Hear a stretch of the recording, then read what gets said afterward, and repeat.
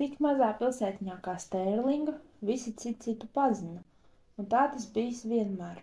No vienas puses tas bija patīkami, jo likās, ka viņi visi ir lielas ģimenes locekļi, kuri dažreiz karsti mīl citu, bet citreiz necieš nācu galā. Reizēm Džosiju vajāja nepatīkamas atmiņas.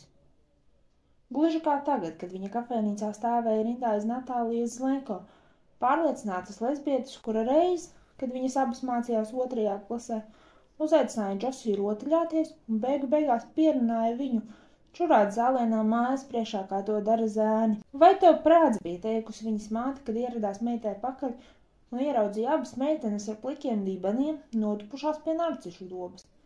Pat tagad, pēc gandrīz 10 gadiem, Džosija nespēja mierīgu sirdi uzlūkot Natāliju Zlenko, kurai nu mati nogriezt ezītī un kur vienmēr visur nesā līdzi SLR kameru, nedomājot par to, vai arī Natālija atceras šo gadījumu. Džosijai aiz muguras stāvēja Kortnija Ignacio Sterlingas vidusskolas barvede. Blondie medus krāsas mati, kas krita viņai pār pleciem kā zīda lakats, un džins ar zemo jostas vietu pasūtīti firmā Fred Siegel, bija vainojami pie ar vien augošā pielūdzēju pūļa, kur visi kā viens izskatījās pēc viņas kloniem. Uz Kortnijas paplātes atradās tikai pudele ar ūdeni un banāns. Savukārt uz Džosijas paplātes zvārojās šķīvis ar frī kartupeļiem. Ritēja starpbrīdis pēc 2. stundas, un kā jau māte bija paredzējusi, viņa bija izbadējusies kā vilks. Ei, Kortnija iesaucās pietiekami skaļi, lai to dzirdētu arī Natālija. Vai nevari pateikt, lai tā plukata palaiž mūs garām? Natālija svaigi piesar, ka viņa pieplaka salātu letē, ļaujot Kortnijai un Džosijai aizspraukties garām. Viņas samaksāja par ēdienu un devās uz savu vietu. Katru reizi pusdienojot kafejnīcā, Džosija jutās kā naturāliste, kurai pavārusies neatkārtojama izdevība novērot dažādas sugas to dabiskajā, neizskaistinātajā vidē. Tur sēdēja dīvaini, iegrimuši savās mācību grāmatās un uzjautrinādamies par matemātiķu jociņiem, kurus neviens cits nemaz nevēlējās saprast. Tālāk sēdēja ar mākslu apsēstie savādnieki, kura mēdza smēķēt krustnagliņu cigaretes, vingrošanas laukumā aiz skolas un zīmēja manga komiksus uz piezīmju burtnītu malā. Blakus garšvielu letē izvietojušās neglītenes dzēra melnu kafiju un gaidīja autobusu, kas viņas aizvedīs uz tehniskā novirziena vidusskolu 3 pilsētas tālāk, kur paredzētas pēcpusdienas nodarbības. Vēl tur bija narkomāni, kuri jau 9 no rīta likās zaudējuši sajēgu. Kafejnīcā varēja sastapt arī tādus, kuri neiedarējās nekur, piemēram, Natāliju un Anželu Flagu, kuras draudzējās tikai tāpēc, ka neviens cits negribēja ar viņām saistīties. Un tad vēl arī Džosijas bars. Viņa aizņēma 2 galdus, ne jau tāpēc, ka viņu bija tik daudz, vienkārši viņiem vajadzēja vairāk vietas nekā pārējiem. Emma, Medija, Hēlija, Džons, Breidijs, Trejs, Drū. Džosija atsauca atmiņā, ka sākumā, kad viņa tikko pievienojās šai grupiņai, viņai ilgu laiku nekādi neizdevās atcerēties viņu vārdus. Tie bija tik līdzīgi. Turklāt viņi izskatījās vienādi. Zēni visi kā viens valkāja sarkanbrūnas hokeja komandas svītrus un cepurus uz otru pusi. Spožas matu šķipnes rēgojās uz pieras kā liesma mēlis, bet meitenes cītīgi atdarināja Kortnijas stilu. Viņas uzņēma Džosiju bez aizdomām, jo arī viņa līdzinājās Kortnijai. Džosijas nepaklausīgie mati ar matulakas palīdzību bija padarīti taisni. Viņa valkāja kurpes ar tieši 3 colas augstiem papēžiem, kaut arī sniegs vēl nebija nokusis. Ja ārēji Džosija neatšķīrās no pārējiem, bija daudz vieglāk ignorēt faktu, ka viņa īsti nezina, kādas ir iekšējās sajūtas. Sveika, Medija iesaucās, kad Kortnija apsēdās viņai līdzās. Sveika, vai tu jau dzirdēji par Fionu Kirlandu? Kortnijai iedegās acis. Tēnkas bija labāks katalizators par jebkuru ķīmisku vielu. Par meiteni, kuras krūtīm ir atšķirīgi izmēri. Nē, tā Fiona ir no 2. gada. Es runāju par Fionu, kura mācās tikai 1. gadu. Viņa vienmēr nesā līdzi kastu ar salvetēm, jo cieš no alerģijas. Džosija pārjautāja ieslīdējusi savā vietā. Kas to lai zina? Hēlija atbildēja. Uzminiet, kuru ieslodzīja atvesaļošanās iestādē par kokaīna šņaukšanu. Nevar būt. Tas vēl nav viss, Emma piebilda. Šņaucamo viņai piegādāja Bībeles mācības grupas vadītājs, kurš noturēja nodarbības pēc stundām. Ak, Dievs, Kortnija iesaucās. Tieši tā. Sveiki, Mece apsēdās krēslā blakus Džosijai. Kur tu tik ilgi biji? Viņa pagriezās pret Metu. Šajā galda galā puiši no ietinamā papīra ripināja lodītes un tērzēja par pavasara slēpošanas sezonas beigām. Kā tu domā, cik ilgi Sanapī būs atvērts? Džons pavaicāja, mezdams ar papīra lodīti iemigušam zēnam vienu galdu tālāk. Šis zēns pagājušajā gadā apmeklēja izvēles kursu zīmju valodā kopā ar Džosiju. Viņš bija priekšpēdējā gada skolnieks, tāpat kā viņa. Zēna rokas un kājas bija pārlieku tievas un bāles, kas darīja viņu līdzīgu milzīgam dievlūdzējam. Muta krācot plati pavērta. Tu netrāpīji, neveiksmnieki, Drū teica. Ja Sanapī būs ciet, Killingtona tik un tā būs vaļā. Tur sniegs ir līdz pat augustam. Viņa mestās papīra lodītes ieķērās zēna matos. Dereks. Zēna vārds bija Dereks. Mēdz uzmeta skatienu Džosijas kartupeļiem. Tu taču netaisies tos ēst, vai ne? Es mirstu badā. Viņš ieknieba Džosijai sānai kā pārbaudot un vienlaikus nosodot viņu. Džosija raudzījās lejup uz kartupeļu šķīvi. Vēl pirms 10 sekundēm tie šķita zeltaini brūni un izplatīja debesšķīdu smaržu. Tagad uz papīra šķīvja viņa redzēja tikai taukvielas. Mēdz paņēma nedaudz no viņas šķīvja, bet pārējo atdeva Drū, kuram beidzot izdevās trāpīt ar papīra lodīti aizmigušā zēna mutē. Dereks aizvies uztrūkās no miega. Ideāli, Drū sasieta plaukstas ar Džonu. Dereks izspļāva papīra salvetē un ar strauju kustību noslaucīja muti. Viņš palūkojās apkārt, skatīdamies, vai vēl kāds redzējis viņa pazemojumu. Piepeši Džosija atcerējās kādu žestu no zīmju valodas izvēles kursa, kaut viņai bija licies, ka viss bez izņēmuma izkūpējas no galvas uzreiz pēc gala pārbaudījuma. Ja ar dūri apvelk āpli virs sirds, tas nozīmē man žēl. Mēdz pieliecās uz priekšu un noskūpstīja viņas kaklu. Lasāmies prom no šejienes, viņš uzrāva Džosiju kājās un vēl pēdējo reizi pagriezās pret draugiem. Vēlāk, viņš sacīja. Stērlingas vidusskolas sporta zāle atradās 2. stāvā. Zem tās vajadzētu būt baseinam, bet būvniecības darbi iestrēga vēl skolas plānošanas stadijā. Un tagad tur atradās 3 klašu telpas, kas pastāvīgi cieta no sporta kurpēs apautu kāju dipoņus un basketbola bumbu būkšķiem. Maikls Bičs un viņa labākais draugs Justins Friedmans, 2 vidusskolas 1. gada audzēkņi, sēdēja uz basketbola laukuma sānlīnijām, kamēr sporta skolotājs jau vismaz 100 reizi demonstrēja driblēšanas tehniku. Šis vingrojums, viņuprāt, bija lieka laika tērēšana. Klasē varēja sastapt 2 veidu galējības. Noah Džeimsu, kurš pats būtu saucams par ekspertu, vai tādus kā Maikls un Justins, kuri gan lieliski prata izdomāto elfu valodu, bet beisbola skrējiens cauri 3 bāzēm atpakaļ uz mājas bāzi, viņiem drīzāk saistījās ar skrējienu mājās pēc skolas, lai neviens nepaspētu uzkārt viņus aiz apakšveļas uz drēbju āķiem ģērbtuvē. Abi sēdēja sakrustotām kājām, izspiežoties kaulainajiem ceļgaliem, un klausījās grauzēju pīkstoņai līdzīgajā skaņā, ko radīja treneris Pīrsa, vātās sporta kurpes, skrienot no viena laukuma gala uz otru.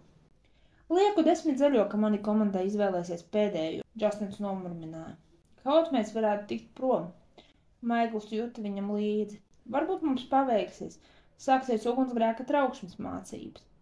Justins pasmaidīja. Vai zemestrīce, musons, siseņu uzlidojums, teroristu uzbrukums. Sporta kurpju pāris apstājās viņiem blakus. Treneris Spīrs raudzījās lejup, salicis rokas uz krūtīm. Varbūt jūs abi man pastāstīsiet, kas jums basketbolā liekas tik smieklīgs. Maikls saskatījās ar Justinu, tad pacēla acis uz treneri. Nekas, viņš atbildēja. Pēc dušas Lēsija Hautona pagatavoja sev tasi zaļās tējas un lēnā garā apstaigāja māju. Kad bērni vēl bija mazi un viņa bija pārņemta ar darbu un dzīves sīkumiem, Luiss reiz vaicāja. Kā viņš varētu padarīt viņas dzīvi krāsaināku? Ņemot vērā Luisa profesiju, Lēsija to uzņēma ar krietnu devu ironijas. Viņš bija Stērlingas koledžas pasniedzējs un specializējās laimes ekonomikā. Jā, tāda zinātne patiesi pastāvēja, un viņš bija atzīts eksperts. Luiss vadīja seminārus, bija daudz rakstu autors un reiz pat sniedz interviju CNN par baudus un veiksmes izteiksmi naudā. Tomēr vienalga nonāca uz sēkļa, mēģinot iztēloties, kas Lēsijai varētu sagādāt prieku. Vai viņa vēlētos pusdienot kādā jaukā vietā, varbūt viņa priecātos par pedikīru vai gribētu lieku reizi nosnausties. Kad Lēsija beidzot atzinās savās ilgās, viņš nespēja to aptvert. Viņa gribēja palikt mājās pavisam viena, brīva no jebkādiem apgrūtinošiem pienākumiem. Lēsija atvēra Pītera istabas durvis un nolika savu tasi uz tualetes galdiņa, lai saklātu viņa gultu. Kāda tam jēga, Pīters sacītu, ja viņa liktu viņam to izdarīt pašam? Pēc pāris stundām tā vienalga atkal būs nekārtīga. Parasti Lēsija negāja Pītera istabā, ja viņa tur nebija. Varbūt tāpēc pirmajā brīdī viņai likās, ka tur kaut kā pietrūkst, it kā būtu zudusi kāda neatņemama sastāvdaļa. Sākumā viņa nodomāja, ka Pītera prombūtne padara istabu tik tukšu, bet tad pēkšņi atskās, ka pie vainas ir izslēgtais dators. Vairs nemanīja mužīgo dūkoņu un allaži mirgojošais zaļais ekrāns bija satumsis. Lēsija sakārtoja palagus un sabāza vietās to stūrus. Pēc tam uzsedza gultai pikē pārklāju un sabužināja spilvenus.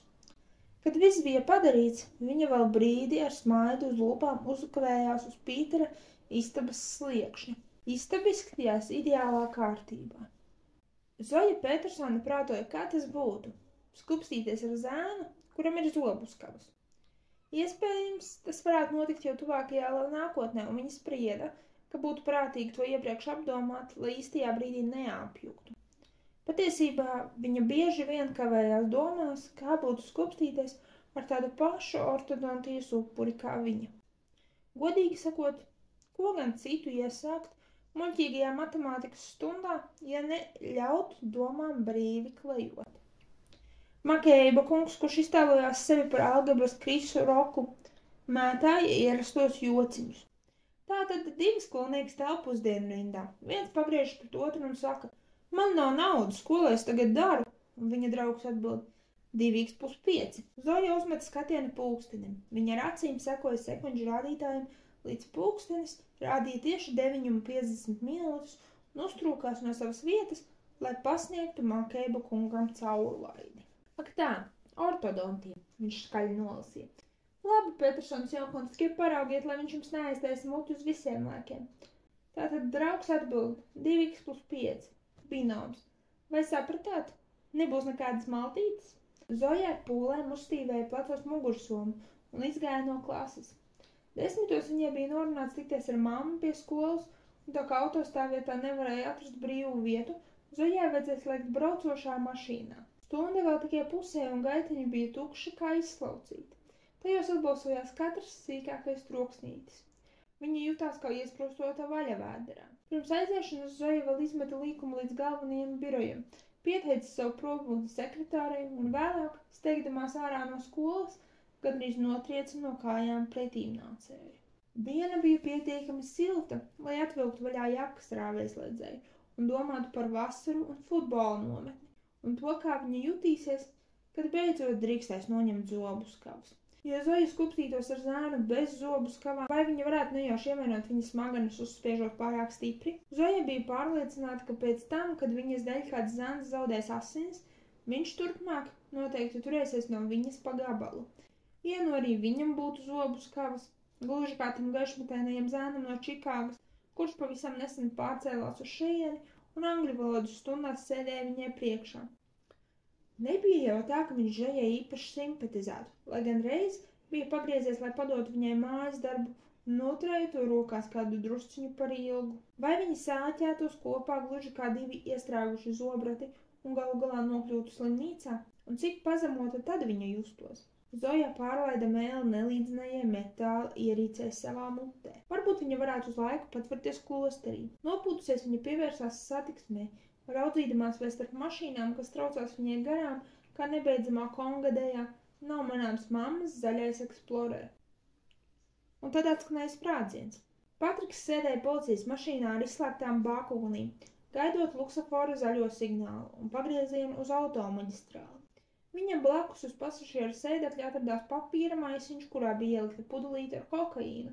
Narkotiku tirgotājs, kuru viņa aizturēja vidusskolā, atzinās, ka tas ir kokaīns.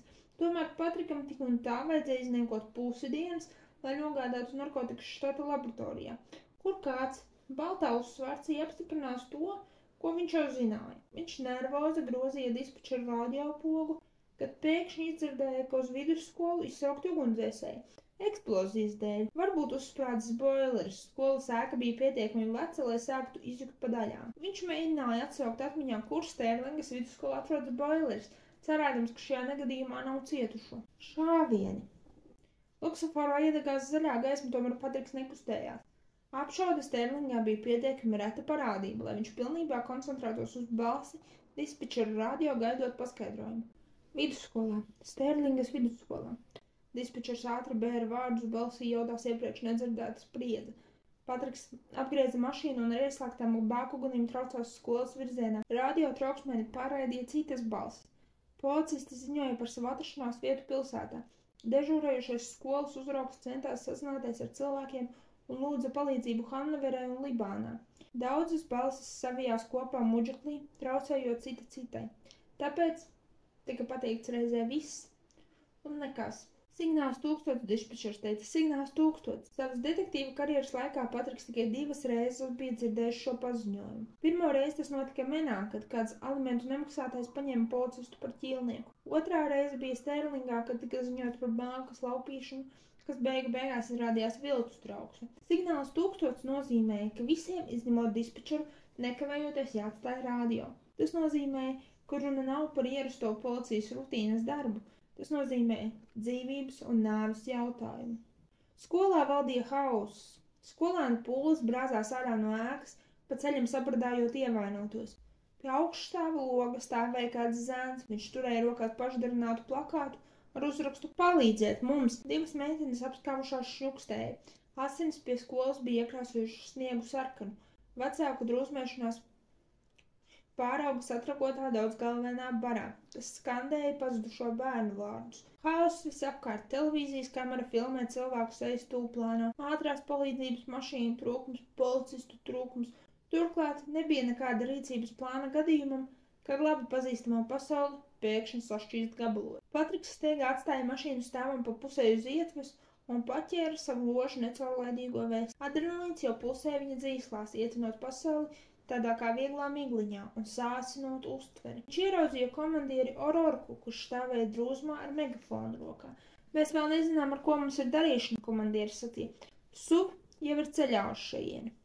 Patrikam nebija ne silts, ne augsts par gaidāmo speciālo uzdevumu vienības ierašanos. Kad SUV komanda nonāks līdz šejienē, iespējams būs atskanējuši vēl 100 šāvieni. Būs jauni upuri.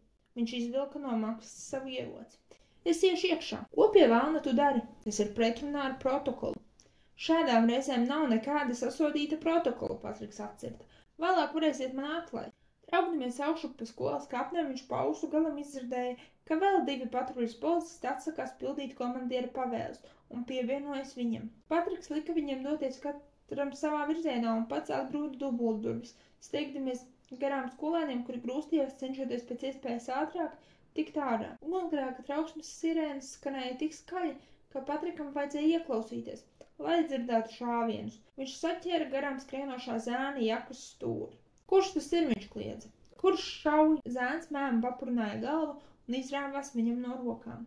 Patriks vēroja, kā viņš kā neprātīgs joņo pa gaiteni, atrauja viļā durvis un pazūda saules gaismas taisnstūrī. Skolēnu straumi ietvera viņu no abām pusēm kā akmeni upes vidū.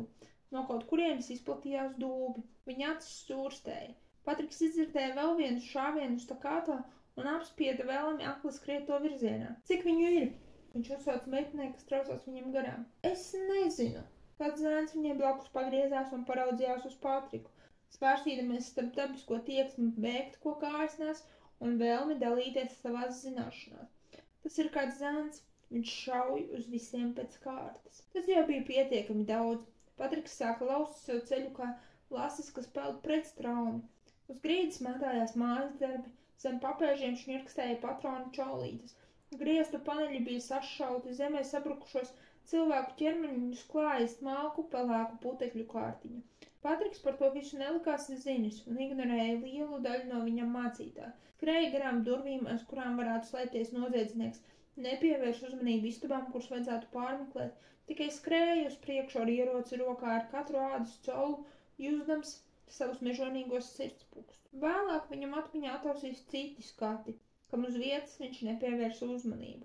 Atlaustie apkuras caurvadu pārklājumu, kur skolēni līda, lai noslēptos. Bēgot gaitenī pamestie apavi. Bezmīgais iespējas, ko radīja pie bioloģijas klases, izmētātie uz gaļas ietinamā papīra uzzīmētie cilvēku silueti, kas groteski atgādināja upuru kontūrus nozieguma vietām. Viņš skrēja cauri gaitiņiem, nespēdams atbrīvoties no savādas sajūtas, ka nepārtraukti skrien papli. Kur? Patriks iesaucās katru reizi, kad garām aiztraucās kāds skolēns. Pagaidām viņa vienīgais orientieris. Viņš redzēja asins šļakatus un zemē notriektus ķermeņus, bet neļāva sev pastīties uz to vairāk kā vienu reizi. Patriks izlauza ceļu augšu pa galvenajām kāpnēm, un tikko viņš bija nonācis uz augstākā pakāpiena, durvis kāpņu augšgalā atsprāga vaļā. Patriks strauji apcirtās, izstieps uz priekšu roku ar pistoli, kad jauna skolotāja nokrita uz ceļiem viņa priekšā ar paceltām rokām. Aiz viņas bālās sejas ovāla vidēji 12 citas, tikpat pārbiedētas un neizteiksmīgas sejas. Patriks savoda urīnas maku. Viņš nolaida ieroci un pamāja uz kāpņu pusi. Ejiet, viņš sacīja pavēlošā balsī, bet neuzkavējās, lai redzētu, vai viņi paklausies šim norādījumam. Pagriezies ap stūri, Patriks paslīdēja uz asinīm un izdzirdēja vēl vienu šāvienu, kas šoreiz bija pietiekami skaļš, lai ausis sāktu džingstēt. Viņš metās uz atvērtajām sporta zāles dubultdurvīm. Pa ceļam ievērojams pāris zemē guļošu ķermeņu, apgāstos basketbola bumbu ratiņus un pie zāles tālākās sienas izmētātās bumbas, bet šāvēju nekur nemanīja. Piektdienas vakaros viņš mēdza dežūrēt vidusskolas sporta spēlēs, tāpēc zināja, ka ir sasniedzis Stērlingas vidusskolas tālāko galu. Tas nozīmēja, ka šāvējs slēpjas kaut kur tepat, vai arī viņam izdevies nepamanītam aizšmaukt garām Patrikam, un varbūt tagad viņš pats ir iedzīts strupceļā. Patriks apcertās apkārt par Tijēju, lai pārliecinotos, vai viņa ļaunākais aizdomas nav apstiprinājušās, kad pēkšņi izdzirdēja kārtējo šāvienu. Viņš metās uz durvīm, kas ved ārā no sporta zāles. Tās viņš palaida garām, kad pirmo reizi ātrumā bija pārlūkojis zāli. Aiz durvīm atradās ģērbtuve, tās grīdu un griestus klāja baltas flīzes. Patriks paraudzījās apkārt un pamanīja sev pie kājām izsmērētas asins šļakatas un strauji pagriezās ap stūri, izstiepst pistoli uz priekšu. Vienā ģērbtuves pusē uz grīdas gulēja 2 nekustīgi ķermeņi. Otrā pusē, tuvāk Patrikam, tievs zēniņš bija sakņupis līdzās skapīšu rindai. Viņam bija brilles metāla ietvarā pielāgotas šaurajai sejai. Zēns drebēja pie visām miesām. Vai ar tevi viss kārtībā, Patriks čukstēja? Viņš negribēja runāt skaļi, lai neļautu šāvējiem nojaust viņa atrašanās vietu. Zēns neko neatbildēja, tikai skatījās uz policistu. Kur viņš ir? Patriks bez skaņas ar lūpām izveidoja vārdus. Zēns izvilka zem apakšstilba paslēpto pistoli un pielika to sev pie galvas. Patrika ķermenim cauri izskrēja karstuma vilnis. Nekusties nolādāts, viņš iekliedzās mērķēdams uz zēnu ar ieroci. Met zemē pistoli vai arī šaušu. Viņam uz muguras un pieres izspiedās sviedri. Viņš jūta, ka rokas sakļojas ap pistoles laidi, gatavojoties caururbt zēnu ar lodēm, ja tas būs nepieciešams. Brīdī, kad Patriks ļāva rādītāju pirkstam viegli pieskarties ieroču mēlītē, zēns izplata pirkstus līdzīgi jūras zvaigznei. Pistola nokrita un aizslīdēja pa flīžu grīdu. Nevilcinoties nemirkli, viņš metās zēnam virsū. Policists, kurš nemanot bija sakojis Patrikam, paķēra zēna nomesto ieroci. Patriks nogāza skolnieku uz vēdera un uzlika viņam roku dzelžus, grūzams ceļgalu zēnam mugurā. Vai esi viens? Varbūt kāds ir kopā ar tevi. Tikai es, zēns izstomīja. Patrikam reiba galva, sirds sitās militāra marša taktī, un viņš neskaidri it kā iztālēm dzirdēja, ko otrs policists ziņo rādio. Stērlinga, mums ir viens aizturētais, nav ziņu, vai ir vēl kāds uzbrucējs. Viss beidzās tikpat strauji, kā bija sācies, ja vien kaut kas tāds vispār varēja beigties. Patrikam nebija ne jausmas, vai skolā kaut kur nav paslēptas maskētas mīnas vai bumbas. Viņš nezināja, cik ir cietušo, viņš nezināja, cik ievainoto var uzņemt Dārtmutas Hičkokas medicīnas centrs un Alises Pekas slimnīca. Viņš nezināja, kā rīkoties, ja nozieguma vieta aptver tik plašu teritoriju. Mērķis sasniegts, bet par kādu cenu. Patriks sāka trīcēt apzinādamies, ka daudzu skolēnu, viņu vecāku un citu pilsētiņas iedzīvotāju acīs viņš atkal ieradies par vēlu. Patriks paspēja pāris soļu un sabruka uz ceļiem. Kājas gluži vienkārši nejaudāja viņu vairs noturēt. Tomēr viņš izlikās, ka tas darīts tīšuprāt, lai pārbaudītu, kā klājas abiem cietušiem telpas otrā pusē. Pa ausu galam viņš dzirdēja, kā otrs policists izstumj šāvēju no ģērbtuves, lai nogādātu policijas patruņmašīnā, kas jau gaidīja ārpusē. Viņš nepagriezās, lai vērotu zēna aizvešanu. Tā vietā viņš pievērsās apšaudes upurim, kas gulēja viņam tuvāk. Tas bija zēns hokeja komandas svīterī. Viņam sēnos rāgojās izplūdus asuņu plankums, otra lode trāpījusi pierē. Patriks pastiep roku un paņēma beisbola cepuri ar izšūtu uzrakstu Sterlingas hokejs, kas gulēja zemē dažus pēdas tālāk. Paņēmis to rokās, viņš ieraudzīja caurumu cepures malā. Blakus zēnam ar seju uz leju gulēja meitene. No deniņiem viņai sūcās asinis. Meitenes kājas bija kailas, bet kāju nagi noklāta ar špilgtu rozā nagulaku, kas matā līdzinājās tai, ko Patrikam uztriepusi Tara. Tas lika viņa sirdī sašņaukties.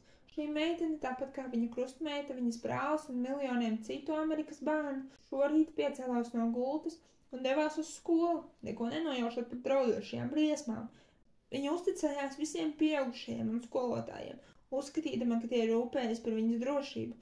Tieši tāpēc skolas pēc 11. septembra notikumiem visiem skolotājiem obligāti jānāsā identifikācijas kartes, un skola pa dienu ir aizslēgta. Gaidīts, ka ienaidnieks uzplūnēs no ārpuses, un nevienam neienāca prātā meklēt draudus blakus sēdētājiem. Pēkšņi meitene sakustējās. Palīdzi man! Patriks nometās ceļos viņai līdzās. Es esmu šeit, viņš teica, censdamies saudzīgām kustībām novērtēt viņas stāvokli. Viss kārtībā, viņš pagrieza viņu uz sāniem un redzēja, ka asinis plūst no griestas brūces galvā, nevis no lodes cauruma, kā viņam sākotnēji likās. Patriks aptaustīja viņas locekļus. Viņš murmināja bezjēdzīgus vārdus, lai meitene vismaz zinātu, ka nav viena. Kā tevi sauc, mīļumiņ? Džosija, meitene sakustējās, pūlēdamās uzslieties sēdu. Patriks ar savu augumu aizklāja viņai skatu uz zēna ķermeni. Viņa bija pārcietusi milzīgu satricinājumu. Viņš negribēja, lai meitene vēl vairāk zaudē savaldību. Džosija pieskārās savai pierei, un kad pirksti kļuva slideni no asinīm, krita panikā. Kas noticis? Patrikam vajadzētu palikt šeit un sagaidīt mediķus, kuri sniegtu Džosijai palīdzību. Viņam vajadzētu izsaukt papildspēkus pa radio. Tomēr šķita, ka vārdam vajadzētu nav vietas šajā situācijā. Tāpēc Patriks pacēla Džosiju savās rokās. Viņš iznesa meiteni no ģērbtuves, kur viņa gandrīz bija zaudējuši dzīvību. Nonesa lejā pa kāpnēm un atgrūda vaļā skolas parādas durvis. It kā tas viens spētu abus glābt. Pirms 17 gadiem Lēsijai pretī sēdēja 14 cilvēki, ja ņem vērā faktu, ka visas 7 sievietes, kuras apmeklēja šo pirmsdzemdību apmācības kursu, gaidīja bērnu. Dažas atnāca bruņojošās ar piezīmju burtnīcām un pilspālām, un pēdējo pusotru stundu aizvadīja cītīgi pierakstot ieteicamās folijas kābas devas, iespējamo spektragēnus un topošajām mātēm piemērotās dievas. Kamēr Lēsija stāstīja par normālu dzemdību norisi, divas klausītājas pēkšņi nobāla un aizsteidzās uz vannas istabu, jo cieta no rīta nelabumiem. Protams, tas neaprobežojās tikai ar rīta stundām, bet turpinājās visas dienas garumā un piespieda sievietes izlikties, ka viņu sirdīs valda mūžīga vasara, kaut patiesībā tur sastopami visi 4 gadu laiki.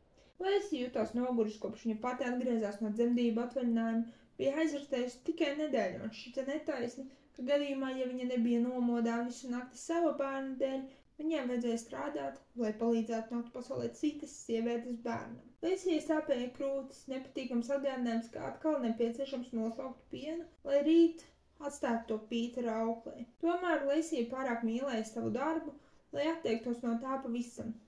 Beidzot skolu viņai bija pietiekami labas atzīmes, lai iestātos medicīnas fakultātē un kļūtu par dzemdību speciālisti. Un tieši to viņa vēlējās darīt, līdz aptvēra, ka nekad nespēs sēdēt pie dzemdētājas gultas, neizjūtot viņas sāpes uz savas ādas. Ārsti uzcēla sienu starp sevi un saviem pacientiem, bet medicīnas māsa nojauca. Lēsija sāka mācības programmā, kas solīja vecmātes certifikātu un iedrošināja pievērsties topošās mātes emocionālajai veselībai, tā vietā, lai koncentrētos tikai uz simptomiem. Varbūt daži slimnīcas ārsti tāpēc uzskatīja viņu par savādnieci, bet Lēsija no sirds ticēja, ka brīdī, kad kāds pacientiem vaicā, kā viņa jūtas, labās izjūtas ir gandrīz tikpat svarīgas kā sliktās. Viņa pastiep roku garām augļa attīstības plasmasas modelim, paņēma populāru rokas grāmatu par grūtniecības gaitu un pacēla to. Cik no jums ir redzējuši šo grāmatu? Pacēlās 7 rokas. Skaidrs, nepērciet šo grāmatu, nelasiet šo grāmatu, jums jau tā ir, izmetiet. Šī grāmata liks jums baiļoties, ka nosņosiet, ka jums būs krāpji, pēkšņi nokritīsiet vai iestāstīs vēl 100 citu nepatiesību, kas nav raksturīgas normālai grūtniecībai. Ticiet man, normāla grūtniecība ir daudz plašāks jēdziens, nekā jums to grib iestāstīt šīs grāmatas autori. Lēsija raudzījās uz telpas aizmuguri, kur kāda sieviete pēkšņi bija saķērusi sānu. Lēsija nodomāja, ārpus dzemdes grūtniecība. Sieviete bija ķērpusies melnā kostīmā, mati atglausti atpakaļ vienkāršā zemā zirgastē. Lēsija redzēja, ka sieviete atkal pieskaras sāniem, un šoreiz pamanīja viņai rokās mazu, pie svārkiem piestiprinātu signālierīci. Sieviete piecēlās kājās. Es atvainojos, man jāiet. Jūs nevarat palikt vēl uz vismaz dažām minūtēm, Lēsija pavaicāja. Pēc brīža mēs dosimies nelielā ekskursijā uz dzemdību zāli. Sieviete pasniedz viņai veidlapu, ko Lēsija iepriekš lūdza aizpildīt sanāksmes laikā. Man ir neatliekamas darīšanas, viņa sacīja un aizsteidzās prom. Labi, Lēsija teica, varbūt šis ir piemērots brīdis pauzē, kad 6 pārējās sievietes pamet istabu, viņa paraudzījās uz veidlapu savā rokā. Aleksandra Kormīra viņa izlasīja, un tad Lēsija nodomāja, šī sieviete man ir jāpatur acīs.